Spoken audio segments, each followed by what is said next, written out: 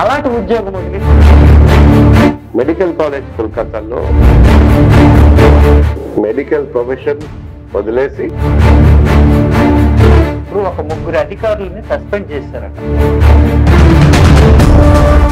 Cyber నేరం ఎలా చేయాలి నేర్పిస్తున్నారు. నమస్కారం అండి, నానండి ఏరైనే. ఇవాళ నేను విశాఖపట్నం పోలీస్ కమిషనర్ గారి ఆఫీస్కి వచ్చినానండి. క్రైమ్ రేట్ ఉన్నది కదండి, 2022, 23, 24లో చూసుకుంటే 22, 23 తర్వాత 24లో పెరిగిందండి. అలాంటి క్రైమ్ రేట్ అనేది ఇప్పుడు తగ్గిపోయిందండి. ఒక విషయం అయితే, ఇక్కడికి కమిషనర్గా వచ్చినటువంటి శ్రీ డాక్టర్ శంఖపత్ర బాక్షి గారు ఆయన వచ్చి రాగానే ఏడ్ చేసినారంటే ఎవరైనా ఏడ్ చేస్తారండి? వెళ్ళి ఆ ఏరియాలో ఉన్న రౌడీ షీటర్లతోటో లేకపోతే ఇలాంటి మీటింగ్ పెడతారు. కానీ ఈ కమిషనర్ గారు రాగానే ఏడ్ చేసినారంటే ముందు పోలీసులతోటే మీటింగ్ పెట్టినారండి. పోలీసులకే ఫస్ట్ ట్రీట్మెంట్ అనేది ఇచ్చినారండి. మరి అలాంటి ఆయనతోటి ఒకసారి మాట్లాడదుమా, ఆయన ఎక్కడి నుంచి వచ్చినారు, ఎలాగొచ్చినారు అనేది క్లుప్తంగా మీ అందరికీ తెలియజేస్తామని చెప్పేసి ఇవాళ నేను కమిషనర్ గారి కాడికి వచ్చినానండి. మనతోటి కమిషనర్ గారు కూడా ఉన్నారు, ఆయనతోటి మాట్లాడి మరిన్ని విషయాలు తెలుసుకుందామండి. అయ్యా నమస్కారం. శంఖపత్ర బాక్షి గారు డాక్టర్గా MBBS చేసి 3 గోల్డ్ మెడల్లు కొట్టినారని విన్నాను బాబు. ఆ ఉద్యోగం చాలా బాగుంటుంది కదండి. అంటే డాక్టర్ ఉద్యోగము ఉన్న ఊరిలోటే సుఖంగా పని చేసుకోవచ్చును. అలాంటి ఉద్యోగం వదిలేసి మళ్ళీ IPSకి ఎందుకు వచ్చినారు బాబు? ఇప్పుడు నేను MBBS చదివిన తర్వాత ఇంటర్న్షిప్ చేస్తుండగా మెడికల్ కాలేజ్ కోల్కతాలో ఒక ఇన్సిడెంట్ జరిగింది. హాస్పిటల్లో ఇంటర్న్షిప్ చేసినప్పుడు జనరల్ మెడిసిన్ డిపార్ట్మెంట్ లో ఆ రోజు రాత్రి తిరుగుతుండగా రౌండ్స్ మేము కొడుతూ ఉండాలి. ఆ రాత్రి చూసాము ఒక పేషెంట్ కి బ్లడ్ ట్రాన్స్ఫ్యూషన్ ఇవ్వడం జరుగుతుంది. సో మళ్ళీ ఒక రౌండ్ కొట్టి రిటర్న్ వచ్చేసరికి చూస్తే ఆ పేషెంట్ చనిపోయారండి. అప్పుడు ఆ బ్లడ్ బ్యాగ్ వైపు చూస్తే అది expired blood. So expired blood ఇవ్వకూడదు. అది కూడా చూస్తే అది గవర్నమెంట్ హాస్పిటల్ అయినా కూడా ప్రైవేట్ బ్లడ్ బ్యాంక్ నుండి బ్లడ్ తెచ్చి ఎక్స్పైర్డ్ బ్లడ్ ఇవ్వడం జరిగింది. అందుకే ఆ పేషెంట్ చనిపోయారని నాకు అర్థమైంది. అప్పుడు రాత్రి 10 దాటింది కాబట్టి సరే నేను ఇమీడియట్ గా ఆ బ్లడ్ బ్యాగ్, కొంత బ్లడ్ అప్పుడు కూడా ఉండేది అందులో, అది ఒక ఫ్రిడ్జ్ లో పెట్టేసి లాక్ చేసి రేపు పొద్దున పోలీస్ స్టేషన్ వెళ్ళి కంప్లైంట్ ఇస్తాను, ఎవడు కుట్ర చేశాడు, ఇలా ప్రైవేట్ బ్లడ్ బ్యాంక్ నుండి ఎక్స్పైర్డ్ బ్లడ్ తెచ్చి పేషెంట్ జీవితంలో ఆటలు ఆడారు, ఎవరిని వదలమని చెప్పి వెళ్ళాము. మరుసటి రోజు పొద్దున వచ్చి చూస్తే ఆ ఫ్రిడ్జ్ ఉంది కానీ బ్లడ్ లేదు, ఒక చుక్క బ్లడ్ కూడా లేదు. ఎలా జరిగింది, ఎవరు చేశారు అడిగితే ఎవరు చెప్పలేదు.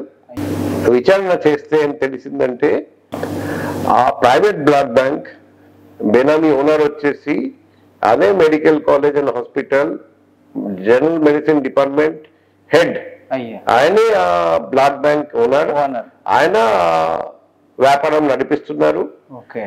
నేను కేసు పెడితే అందరికి తెలిసిపోతుంది, ఇది నేరం చేసినందుకు అతన్ని పోలీసు వాళ్ళు అరెస్ట్ చేసి పట్టుకెళ్తారని భయంతో అదే రోజు రాత్రి పరిగెత్తి వచ్చి మొత్తం క్లీన్ చేసి చుక్క నీళ్లు కూడా లేకుండా చేశారు, మార్చేశారు మొత్తం. ఈ పరిస్థితి చూసి నాకు అర్థమైంది మెడికల్ ప్రొఫెషన్ లో కూడా అవినీతి పరులు ఉన్నాడు. అటువంటి డాక్టర్స్ ఉంటే పేషెంట్ కి న్యాయం ఎలా జరుగుతుంది? అప్పుడు నేను ఆలోచించాను, దాని బదులు నేను పోలీస్ డిపార్ట్మెంట్ లో పనిచేస్తే ఇటువంటి డాక్టర్స్ ని అరెస్ట్ చేసి జైలు పంపొచ్చు. కొన్ని రోజుల్లో ఇంకొక సంఘటన జరిగింది. నాకు మొదటిసారి ఓటింగ్ రైట్ వచ్చింది. ఓట్ హక్కు వినియోగించడానికి మొదటిసారి అవకాశం. నాది జాయింట్ ఫ్యామిలీ, మేము 15 మంది, మేమందరం కలిసి ఒకటే కుటుంబం కలిసి ఓటు హక్కు వినియోగించడానికి పొద్దున లేచి నిల్చొని ఉన్నాను ఓటింగ్ లైన్ లో.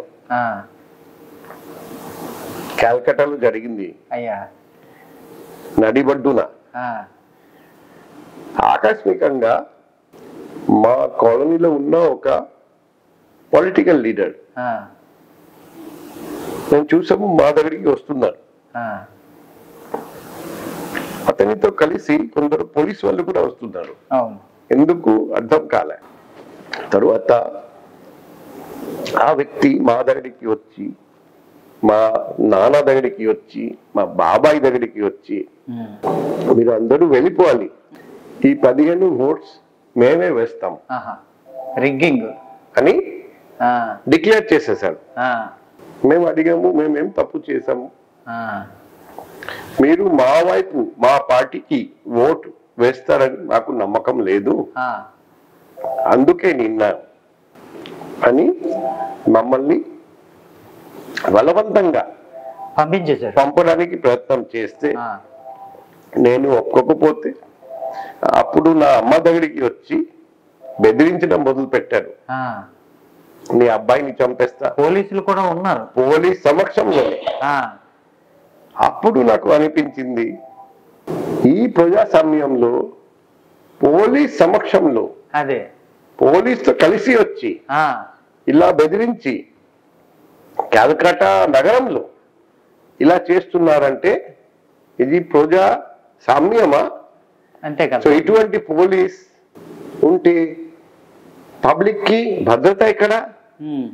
సో నేను పోలీస్ డిపార్ట్మెంట్ లో ఖచ్చితంగా ఉండాలి. అండ్ ఇటువంటి పోలీస్ ఎక్కడ ఉన్నా వాళ్ళ మీద యాక్షన్ తీసుకోవాలి, పబ్లిక్ కి నిజమైన భద్రత ఇవ్వాలి, పబ్లిక్ కి ఏ ఏ హక్కులు ఉన్నాయి ఆ హక్కులు కాపాడాలి. ఈ 2 సంఘటనలు జరిగిన తర్వాత నేను నిర్ణయం తీసుకున్నాను, ఎప్పుడు మెడికల్ ప్రొఫెషన్ వదిలేసి నేను పోలీస్ డిపార్ట్మెంట్ జాయిన్ అయ్యాను. అందుకే నేను IPS లో. అవునండి, అదే కారణం. చాలా బాగున్నది బాబు. అయ్యా, అయితే తమరు పోలీస్ అయినారు, తమరు రాజీవ్ గాంధీ హత్య కేసులో కూడా CBI డిపార్ట్మెంట్ నుంచి ఇన్వెస్టిగేషన్కి వెళ్ళినారని విన్నాను బాబు. అంటే నేను CBI తరపున శారదా చిట్ ఫండ్ కేసు అటువంటి కొన్ని ముఖ్యమైన కేసులు చేసాము. అటువంటి కేసులో చాలా మంది మినిస్టర్స్, MLAs, MPs ని అరెస్ట్ చేశాము.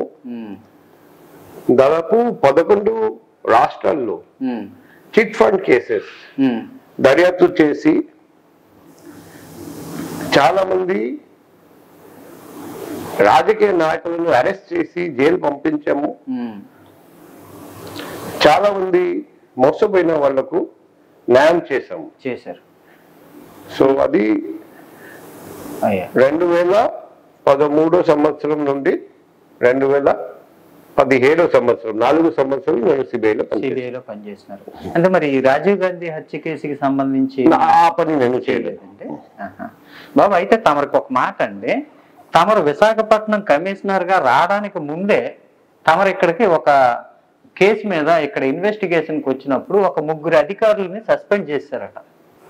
ఒక కేసులో సరైన దర్యాప్తు జరగపోతే నన్ను పంపడం జరిగింది. ఆ కేసు దర్యాప్తు చేసి ఆ కేసులో దర్యాప్తు సరిగ్గా జరగలేదని నేను నిర్ధారించుకున్నాను. నా రిపోర్ట్ ఆధారంగా 2 IPS ఆఫీసర్ని ఇక్కడి నుండి బదిలీ చేయడం జరిగింది. ఇంకొక ఆఫీసర్ని ఆ పోస్ట్ నుండి తొలగించడం జరిగింది. అది నిజమే బాబు. అదే అయితే బాబు ఇంకొక మాట, తమర ఫ్యామిలీకి సంబంధించిన విషయం ఇదే. తమరి నాన్న కూడా రేట్ చేసేవారు బాబు. మా నాన్న కూడా డాక్టర్ గారు. తమర వైఫ్ ఇది వెస్ట్ బెంగాల్ సినిమాల్లోన డైరెక్టర్ అని విన్నానండి. అవునండి, ఫిల్మ్ డైరెక్టర్. అది కాకుండా స్క్రిప్ట్ రైటర్, యాక్టింగ్ కూడా చేస్తారండి, పాటలు కూడా పాడతారండి. సో విశ్వభారతి యూనివర్సిటీ నుండి గ్రాడ్యుయేషన్ పూర్తి చేసినందుకే అవన్నీ కల్చరల్ యాక్టివిటీస్ లో నా వైఫ్ కి చాలా ఇంట్రెస్ట్ ఉన్నది. అయితే బాబు తమరికి అలాంటి ఇంట్రెస్ట్ లేట్ ఉన్నాయా? అంటే నాకు కూడా ఇంట్రెస్ట్ ఉంది కానీ నాకు టైం దొరకదు. అందుకే నేను ముందు అన్నాను బాబు, అంటే డాక్టర్ ఉద్యోగం అనేది చాలా ప్రశాంతమైన ఉద్యోగము. ఈ రోజుల్లోట ఏముంది బాబు, ఆ బంగ్లాదేశ్కు చైనాకు వెళ్ళి ఒక MBBS సర్టిఫికేట్ తెచ్చుకొని బిల్డింగ్లు కట్టి హాస్పిటల్ పెట్టుకుంటున్నారు. మీరు 3 గోల్డ్ మెడల్లు కొట్టినారు. అలాంటి 3 గోల్డ్ మెడల్ మీరు కొట్టి ఒక హాస్పిటల్ కడితే అది అపోలో ఆ రేంజ్ లో ఉంటుందా ఉండదండి? అంటే నేను ఆలోచించాను, ఒక డాక్టర్ గా పేషెంట్స్ కి నేను హెల్ప్ చేసుకోవచ్చు, కానీ ఒక పోలీస్ ఆఫీసర్ గా నేను వేల మందికి లక్ష మందికి సాయం చేసుకోవచ్చు. దేశం గురించి ఆలోచించినారు. అదే, ఎందుకంటే మంచి డాక్టర్ కూడా సమాజానికి అవసరము, మంచి పోలీస్ ఆఫీసర్ కూడా ఈ దేశానికి సమాజానికి ఎంతైనా అవసరం. అయితే బాబు తమరు విశాఖపట్నం కమిషనర్ గా వచ్చిన తర్వాత నేను చాలా మంది కమిషనర్లను చూసినాను బాబు. వాళ్ళు వస్తే ముందు ఈ రౌడీ షీటర్లతోటి వీళ్ళతోటి మీటింగ్ పెట్టి వాళ్ళకి వార్నింగ్లు ఇస్తారు. కానీ తమరు వచ్చిన తర్వాత ఏం చేసినారంటే ముందు పోలీసులందరికీ వార్నింగ్ ఇచ్చినారు, కొంతమంది పోలీసుల్ని సస్పెండ్ కూడా చేసినారు. ఈ పద్ధతి ఏంటి బాబు? ముందు మన ఇల్లు కంట్రోల్లో ఉంటే తప్పు చేసిన వాళ్ళు కంట్రోల్లో ఉంటారు. మన ఇంట్లో ఉన్న వాళ్ళు మన అదుపులో ఉండకపోతే రౌడీలు, నేరస్తులు, తప్పు చేసిన వాళ్ళు ఎలా కంట్రోల్లో ఉంటారు? సో అందుకే నేను ఎప్పుడైనా ముందు సొంత ఇల్లు మన అదుపులో ఉండాలి, మన కంట్రోల్లో ఉండాలి. ఆ ఇంట్లో ఉన్న వాళ్ళు అంటే మన డిపార్ట్మెంట్ వాళ్ళు కరెక్ట్ గా పని చేయాలి, నిజాయితీగా పని చేయాలి, అవినీతి నుండి దూరంగా ఉండాలి, ప్రజల కోసం పని చేయాలి. అది మనం కొంతవరకు ఎన్ష్యూర్ చేయగలిగితే ఖచ్చితంగా ప్రజలకు మేలు జరుగుతుందని ఆశతో ఆ విధంగా పోలీస్ శాఖలోనే ముందు ప్రక్షాళన అనేది మొదలెట్టారు. అవునండి. అయితే బాబు తమరకు ముందు రవిశంకర్ అయ్యనార్ గారు ఉండేవారండి. ఆయన సైబర్ కేసుల మీద ఎక్కువగా పోరాటం చేసేవారండి. ఆయన కూడా డాక్టర్ గారే. అయితే ఈ తమరు వచ్చిన తర్వాత లా అండ్ ఆర్డర్ స్థిరపడింది, క్రైము తగ్గింది. ఈ సైబర్ కేసులన్నీ తమరు ఎక్కడెక్కడో విదేశాల నుంచి మీకు ఫోన్ వచ్చినా గానీ వెంటనే ఆ సమస్య పరిష్కరించడం అనేది ఈ సైబర్ నేరాలకు సంబంధించి తమరు ఎందుకింత తొందరగా చర్యలు తీసుకుంటున్నారు? రాష్ట్రంలో, మన దేశంలో, మన ప్రపంచంలో ఇప్పుడు పరిస్థితి మారిపోయింది. మన రాష్ట్ర పరిస్థితి చూస్తే పోయిన సంవత్సరం అన్ని దొంగతనాలు కలిపి 80 కోట్ల కంటే తక్కువ నష్టపోయారు. ప్రజలు 80 కోట్ల కంటే తక్కువ నష్టపోయినారు. ప్రాపర్టీ ఆఫెన్సెస్ అన్ని కలిపి చూస్తే, ఒక సైబర్ నేరం చూస్తే దాదాపు 300 కోట్లు నష్టపోయారు. అంటే సైబర్ నేరం ఎంతో ప్రమాదకరం, మనం అందరం అర్థం చేసుకోవాలి. చూడండి, ఆన్లైన్ మోసాల వల్ల 300 కోట్ల రూపాయలు నష్టపోయినారు. అందుకని సిపి గారు వాటి మీద నిఘా పెట్టినారు. అయ్యా చెప్పండి బాబు. ఒకవైపు అవగాహన కల్పించడం, ఎందుకంటే మన చేతుల్లో మొబైల్ ఉంటే, ఒక స్మార్ట్ ఫోన్ ఉంటే మనకు ఎప్పుడైనా సైబర్ మోసగాడు కాల్ చేస్తారు. మనం నమ్మితే 100% మోసపోతాం. మన అకౌంట్ లో ఉన్న ప్రతి పైసా పోతుంది. ఇది మనం ఎప్పుడైనా గుర్తు పెట్టుకోవాలి. 30 సంవత్సరం క్రితం ఎవరి దగ్గర స్మార్ట్ ఫోన్ ఉండదు, లేదు. ఇప్పుడు స్మార్ట్ ఫోన్ లేని మనిషి మనకు కనపడరు. ఆ పరిస్థితిలో సైబర్ నేరం నుండి బయటపడడం చాలా ముఖ్యం. ఇంకొకటి, చాలా మందికి తెలియకపోవచ్చు, ట్రైనింగ్ సెంటర్ పెట్టి కొన్ని దేశాల్లో సైబర్ నేరం ఎలా చేయాలి నేర్పిస్తున్నారు. తర్వాత కొన్ని ఇండియా నుండి ఎవరెవరు ఆ సెంటర్ కి వెళ్ళి సైబర్ నేరం నేర్చుకుంటున్నారు. అది ట్రైనింగ్ పూర్తి అయినాక వాళ్లకు ప్రతిరోజు కొన్ని నంబర్స్ ఇస్తారు. ఆ ఫోన్ నంబర్స్ లో కాల్ చేసి వాళ్ళు ట్రాప్ చేస్తారు. చేసి ఆ వ్యక్తి అకౌంట్ లో ఉన్న ప్రతి పైసా లాక్కుంటారు. వాళ్ళకు ఆ ఒకటే పని, ఉద్యోగం, ఆ ఒకటే ఉద్యోగం, నేరం చేయడం, మోసం చేయడం, అయితే డబ్బు లూటీ చేయడం. బాబు ఇప్పుడు భారతదేశంలో చూసుకుంటే నిరుద్యోగ యువత ఎక్కువ ఉన్నారండి. ఈ విదేశాల్లోనే ఇప్పుడు తమరు చెప్పినట్టుగా చాలా కంపెనీలు పిలుస్తానయండి. ఈ విదేశాలకి చాలా మంది వెళ్ళిపోయి, అంటే కంపెనీ మంచిదనుకొని వెళ్ళిపోతున్నారు, తీరా అక్కడికి వెళ్ళిన తర్వాత మోసపోతున్నారు. అందంట చాలా కష్టాలు పడి కొంతమంది అందంటే ఉండిపోతున్నారు, కొంతమంది తమలంటూరి సాయం వల్ల ఇండియాకి వస్తున్నారు. అలాగ మోసపోకుండా ఉండడానికి ఒక రూట్ మ్యాప్ అనేది ఉంటది కదా బాబు? ఖచ్చితంగా అలాంటి రూట్ మ్యాప్ చెప్పండి. ఇప్పుడు విదేశంలో నా కోసం మంచి ఉద్యోగం ఎదురు చూస్తుంది, అటువంటి ఆశ చూపెట్టి మిమ్మల్ని అక్కడికి తీసుకెళ్ళి తర్వాత అక్కడ బలవంతంగా సైబర్ క్రైమ్ ర్యాకెట్ లో దింపడానికి చాలా మంది అవకాశం ఎదురు చూస్తున్నారండి. అందుకే ఎవరైనా, అది కంపెనీ అయినా సరే, ఏజెంట్ అయినా సరే, విదేశంలో మంచి ఉద్యోగం ఇస్తాం లేకపోతే ఇప్పిస్తామని ఆశ చూపెడితే మనం ఫస్ట్ వెరిఫై చేయాలి. మినిస్ట్రీ ఆఫ్ ఎక్స్టర్నల్ అఫైర్స్ కింద ప్రొటెక్టర్ ఆఫ్ ఇమిగ్రెంట్స్ అని ఒక ఆఫీస్ ఉంది, హైదరాబాద్ లో కూడా బ్రాంచ్ ఉంది. మనం ఆ వెబ్సైట్ నుండి కనుక్కోవాలి, లేకపోతే ఆఫీస్ నుండి కనుక్కోవాలి ఆ కంపెనీ జెన్యునా కాదా, ఆ ఏజెంట్ జెన్యునా కాదా. మీకు జాబ్ వీసా చెప్పి టూరిస్ట్ వీసా ఇచ్చేసి పంపించేసి తర్వాత అక్కడికి వెళ్ళిన తర్వాత మీరు చూస్తే మీ దగ్గర జాబ్ వీసా లేదు, మీరు టూరిస్ట్ గా వచ్చారు, ఆల్రెడీ మీరు చాలా డబ్బు పోగొట్టుకున్నారు, ఇంకా అక్కడికి తీసుకెళ్ళిన తర్వాత పాస్పోర్ట్ కూడా లాక్కొని మీకు ఎటువంటి హెల్ప్ లేకుండా వదిలేస్తారు. కాబట్టి దయచేసి fake company, fake agent, fake job offer నమ్మకండి. ప్రతిదీ వెరిఫై చేసుకోండి, తర్వాత నిర్ణయం తీసుకోండి. మీకు ఎటువంటి అనుమానం ఉన్నా మీ దగ్గర ఉన్న పోలీస్ స్టేషన్ కి వెళ్ళి తెలుసుకోండి.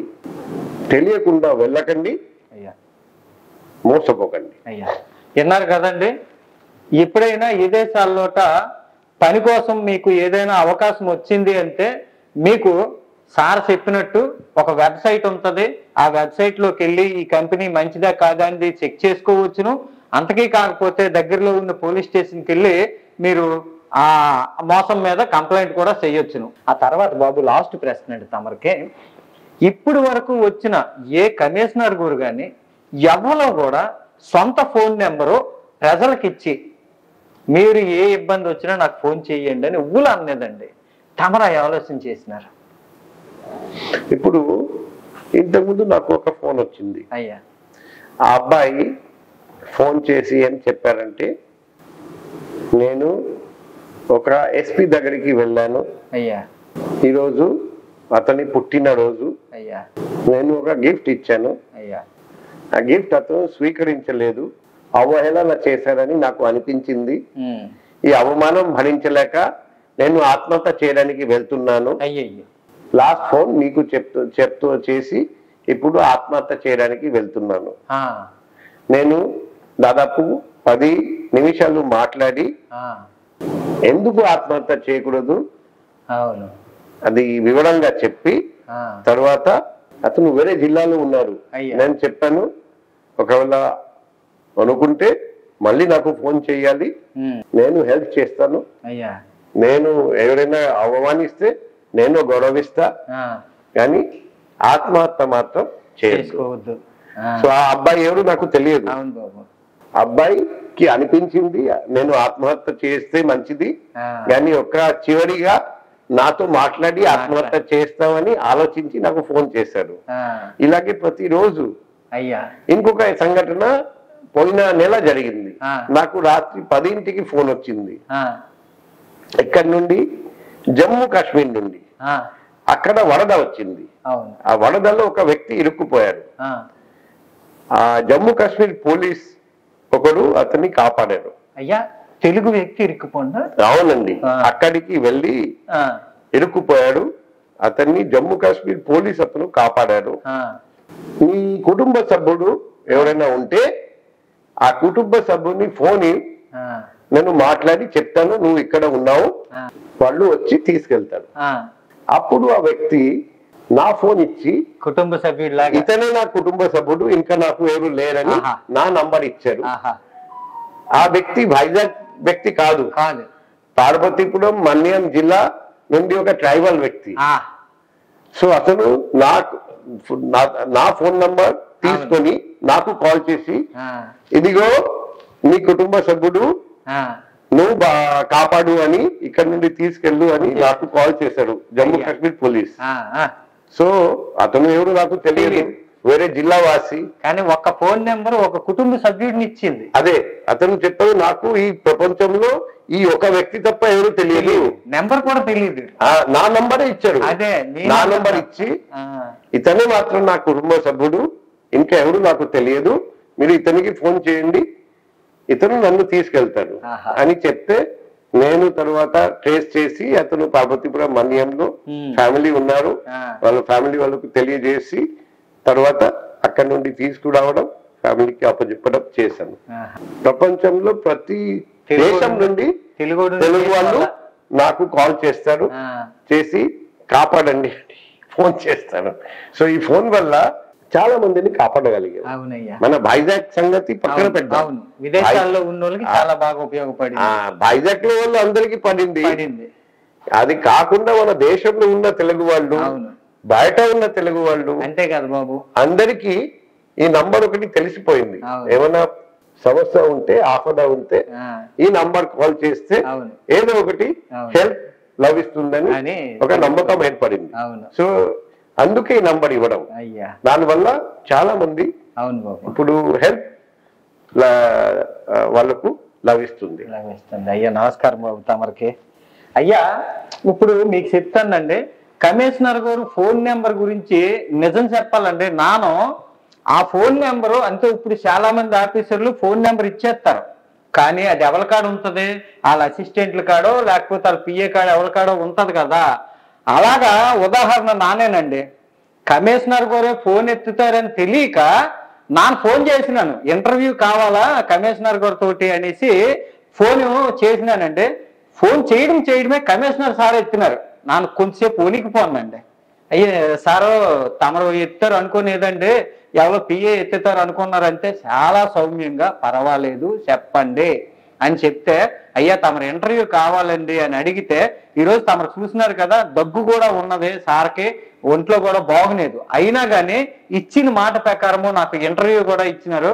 తర్వాత ఫోన్ నెంబర్ మాత్రము ఎక్కడికక్కడ మీకు ఆ ఫోన్ నెంబర్ కమిషనర్ గారు ఫోన్ నెంబర్ దొరుకుతుంది.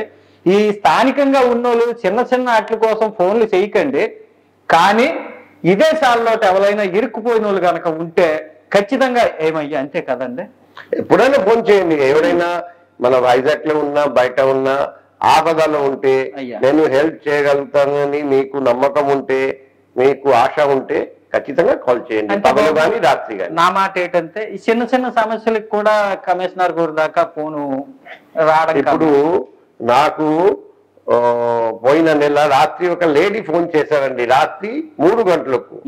నేను అనుకున్నాను చాలా పెద్ద ప్రాబ్లం వచ్చింది అందుకే ఫోన్ చేశారని. ఫోన్ చేసి అడిగితే నా భర్త నన్ను ప్రేమించడం లేదు అందుకే బాధపడి ఫోన్ చేస్తున్నానని నాకు ఫోన్ వచ్చింది. అదండి. సో ఇటువంటి ఫోన్ వచ్చిన తర్వాత నేను ఎవరికి అని చెప్పాలి. అదే కాదు బాబు, అందుకే చెప్తానండి, దయచేసి ఇలాంటి చిన్న చిన్న విషయాలు కాదండి, ప్రాణాపాయ స్థితి ఉన్నది, లేకపోతే బాగా మోసపోయినారు, లేకపోతే ఇందాక సార్ చూసినారు కదా జమ్మూ కాశ్మీర్ లో ఉన్నటువంటి వ్యక్తికి వాళ్ళ కుటుంబ సభ్యుల ఫోన్ నెంబర్ కూడా తెలియలేదు. కమిషనర్ సార్ ఫోన్ నెంబర్ పట్టుకుంటే ఆయన అక్కడ ఉన్నాయన్ని కాపాడి మళ్ళా మన్యం జిల్లాలో ఇడిచిపెట్టినారు. కాబట్టి దయచేసి కమిషనర్ సార్కి ఫోన్ చేసినప్పుడు ఆలోచించుకొని చెయ్యండి, మంచి అంటే మీకు కష్టానికి మాత్రమే చెయ్యండి. అయ్యా తమరకు కూడా నమస్కారం బాబు, తమరికి ఉంటానండి. Thank you.